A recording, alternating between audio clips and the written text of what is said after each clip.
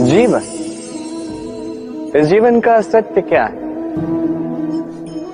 जन्म, जहां से जीवन का आरंभ होता है, या अंत? मृत्यु, जहां पे इसका अंत होता है। जीवन का सत्य ये नहीं है, सब कुछ ये नहीं है। इससे देखा जाए तो कोई अंतर नहीं पड़ता कि आपका जन्म कहां हुआ था, कैसे हुआ था। इससे भी कोई अंतर नहीं पड़ेगा कि आपकी मृत्यु कब होगी, कहां होगी। अंतर इससे पड़ता है, महत्वपूर्ण ये है कि जो भी आपने जीवन जिया, किस उद्देश्य से जिया, किस मंतव्य से जिया। अब यदि आप कुछ ऐसा कर जाते हैं जिससे समस्त संसार आपसे जीवन जीने की प्रेरणा लेता है, मृत्यु के पश्चात भी आपके कर्मों को देखकर, उन्हें स्मरण करके जीवन जीना सीखता है, तो इसका तात्पर्य यह है कि आप अपने कर्मों से, अपने चयनों से अमर हो चुके हैं। देखिए, जीवन की चिंता व्यर्थ है, मृत्यु का भय व्यर्थ है, क्योंकि आत्मा कभी नहीं मरती, इसका कोई अंत नहीं कर पाता। न काल, न मृत्यु, ना ही समय। यदि कुछ ऐसा है जो आपकी आत्मा का अंत कर सकता है, तो वो आपके ही दुष्कर्म है। तो ये जो जीवन काल आपके पास है, इसमें केवल शुभ कर्म कीजिए, चिंता त्याग दीजिए। ऐसे कर्म कीजिए जिसे देख के संसार उचित मार्ग पर आ जाए, शुभ कर्म करने लगे। यदि आपकी मृत्यु के पश्चात भी संसार आपको स्मरण करके सीखेगा, उचित राह पर आएगा, प्रेरणा पाएगा, तो आप ही अमर हो जाओगे। महादेव, वो देव जो महान है, जो देवों के भी देव कहलाते हैं, जो मेरे आराध्य है। कभी आपने ये प्रश्न पूछा कि शिव ही महादेव क्यों कहलाते हैं, कोई और देवता क्यों नहीं कहलाया जाता? वो इसलिए क्योंकि महादेव में, शिव में एक ऐसा विशेष गुण है जो अन्य किसी में नहीं। निस्वार्थ होकर लोक की सेवा करना। यदि आवश्यकता पड़ जाए, यदि सृष्टि पर विनाश की स्थिति मंडरा है, तो अपने प्राणों की चिंता किए बिना हलाहल ग्रहण करने के लिए भी सज्ज रहते हैं महादेव। और इसी अद्वितीय त्याग के कारण शिव ही महादेव कहलाते हैं। अब यदि मनुष्य भी निस्वार्थ भाव से स्वयं को अर्पित कर देता है इस लोक के कल्याण के लिए, उसकी सेवा के लिए, तो वो भी महापुरुष, महामनुष्य बन सकता है। यदि किसी को भूख लगी तो अपनी थाली से आधा भोजन उसे दे दिया। यदि कोई रोगी हो तो उसकी सेवा की, उसका उपचार करने का प्रयास किया। ये जीवन केवल अपने लिए नहीं, अपितु दूसरों के लिए, समस्त संसार के लिए जिया। यदि ये सब मनुष्य सीख गया तो वो महादेव के पद पर अग्रसर हो चुका। यदि मनुष्य निस्वार्थ भाव से इस संसार की सेवा करना सीख गया, तो वो निश्चित रूप से महामनुष्य अवश्य बनेगा। मनुष्य बड़ा ही विचित्र प्राणी है। योजनाएं बनाता है, षड्यंत्र करता है, प्रयास करता है, किसी को पराजित करने का प्रयास करता है, सर्प को रस्सी समझकर हाथ में थामने का प्रयास करता है। किंतु एक बात समझ ही नहीं पाता, समय का ये सर्प ये हाथ में थमता ही नहीं, और जो किया है वो पुनः लौट के आएगा आप ही के समक्ष। देखिए, इससे कोई अंतर नहीं पड़ता कि आप कुम्हार के पुत्र हो या कृष्ण के पुत्र हो।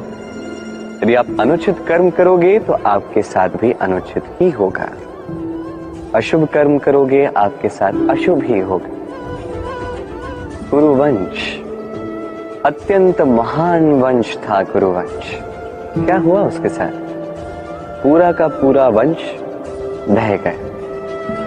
कारण उनका मंतव्य अशुभ था। वहीं 5 वनवासी पांडव महाभारत जीत गए, कारण उनका मंतव्य शुभ था। स्मरण रखिएगा, शुभ की अग्नि जलाओगे शुभ का ही तप पाओगे, अशुभ की अग्नि जलाओगे नरक में ही जलोगे।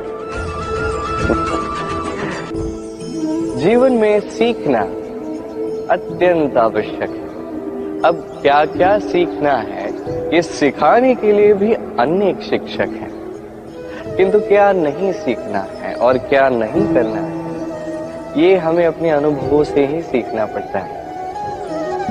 अब इसका अर्थ ये नहीं है यदि आपको सीखना है कि अग्नि का ताप क्या है तो आपको अग्नि में ही हाथ डालना होगा, नहीं, किसी और के अनुभव से भी सीख सकते हैं। प्रश्न ये उठता है कि क्या आप सीखना चाहते हो या नहीं।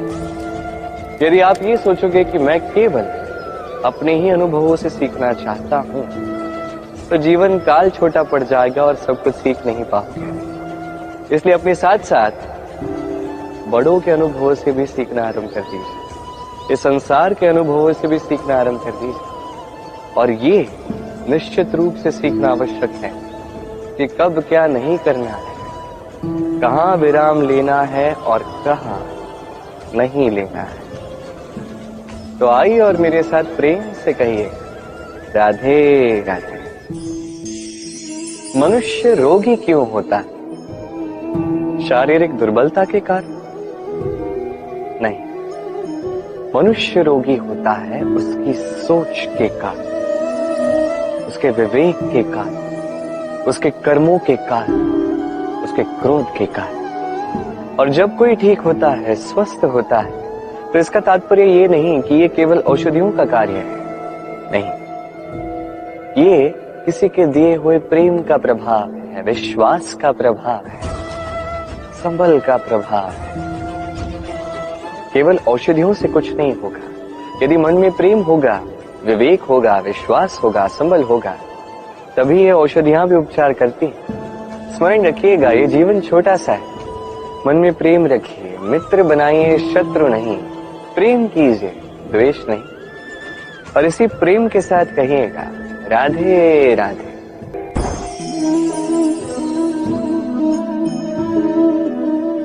शांत, सुखद निद्रा मनुष्य के जीवन का एक अत्यंत महत्वपूर्ण सुख और आवश्यकता थी।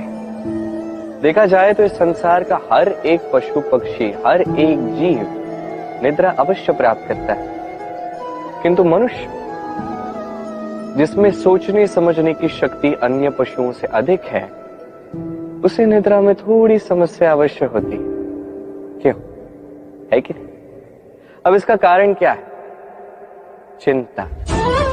अब चिंता हम सभी के जीवन में, हम सभी जानते हैं कि चिंता कभी हमारी सहायता नहीं करती, फिर भी हमारे जीवन में क्यों?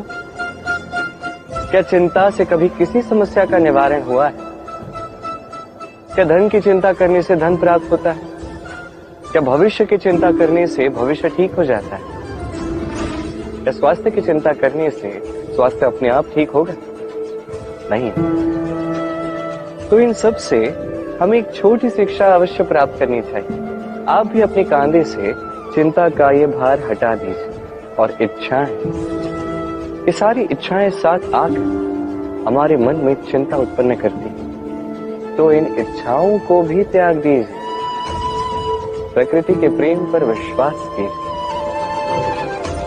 स्मरण रखिए, जो चिंता मुक्त होगा वो चिता मुक्त होगा। चैन की निद्रा पाइए और निद्रा को जाने से पूर्व मेरे साथ प्रेम से कहिएगा राधे राधे। आज मैं आपको ऐसी कथा सुनाऊंगा जो मेरे नंद बाबा ने मुझे सुनाई थी जब मैं छोटा सा था। कथा एक साधु और एक बिच्छू की। एक बार एक साधु नदी के तट पर स्नान कर रहे थे। उन्होंने देखा कि जल के प्रवाह से एक बिच्छू बहे जा रहा है। उसके प्राण बचाने के लिए उन्होंने उसे उठा के तट पर रखने का प्रयास किया, किंतु जैसे ही उन्होंने बिच्छू को उठाया, बिच्छू ने उन्हें काट लिया। साधु ने पुनः प्रयास किया, उसे उठाया, बिच्छू ने पुनः उन्हें काट लिया। वो पुनः प्रयास करने गए, तभी शिष्य ने उनसे पूछा, ये आप क्या कर रहे हैं गुरुदेव? ये सब क्या है? आप उसी के प्राण बचाने का प्रयास कर रहे हैं जो आप ही को काट रहा है। गुरुदेव ने उत्तर दिया कि वो बिच्छू होकर अपना कर्म कर रहा है, अपनी प्रवृत्ति, अपना व्यवहार बदल नहीं रहा, तो मैं साधु होकर क्यों बदलूं? इसका तात्पर्य सरल है। संसार में कुछ ऐसे लोग होंगे जो बुरे होंगे, दुष्ट होंगे और कदाचित वो कभी नहीं बदलेंगे, कभी उनमें परिवर्तन नहीं आएगा। और इसका अर्थ ये नहीं कि हम अपना कर्म करना छोड़ दें, हम अपना प्रयास करना छोड़ दें। जी नहीं, हमें तो करना ही होगा, क्योंकि इतिहास गवाह है ये प्रयास इस संसार की धारा को ही बदल देते हैं। तो आप भी आइए और मेरे साथ प्रेम से कहिएगा, राधे राधे। सत्य क्या है ये सत्य? कोई कहेगा कि जो असत्य नहीं वो सत्य, कोई कहेगा कि वो जिसके आधार पर हम जीवित हैं वो सत्य है। किंतु सत्य क्या है? इससे भी अधिक महत्वपूर्ण ये समझना है कि सत्य का उपयोग कैसे किया जाए। यदि आपके पास सत्य है, आप सत्य जानते हैं और आप उसका उपयोग करते हैं, सदुपयोग करते हैं संसार के लिए, तो आप इस समस्त संसार से ऊपर उठ जाते हैं। किंतु यदि आप सत्य जानते हैं और आप उसका दुरुपयोग करते हैं, तो आप समस्त संसार के लिए हानिकारक बन जाते हैं। स्मरण रखिएगा, सत्य जितना कोमल है, अर्ध सत्य उतना ही कठोर। ये अर्ध सत्य समस्त संसार का नाश कर सकता है। इसलिए जीवन में सत्य के विषय में संपूर्ण सत्य जानना सीख जाइएगा, यह अत्यंत आवश्यक है। ये सत्य, इसकी स्वयं ये मांग है कि आप सावधान रहें। तो आइए और मेरे साथ प्रेम से कहिए, राधे राधे। कहते हैं जो मन से निकलता है वो कभी अशुभ नहीं होता।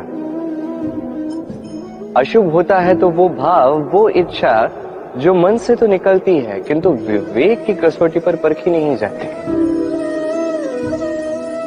ऐसा ही एक भाव होता है क्रोध। ये क्रोध आपके विवेक को ही हर लेता है, आपकी करुणा को हर लेता है। आप सोचने समझने के पात्र ही नहीं रह जाते।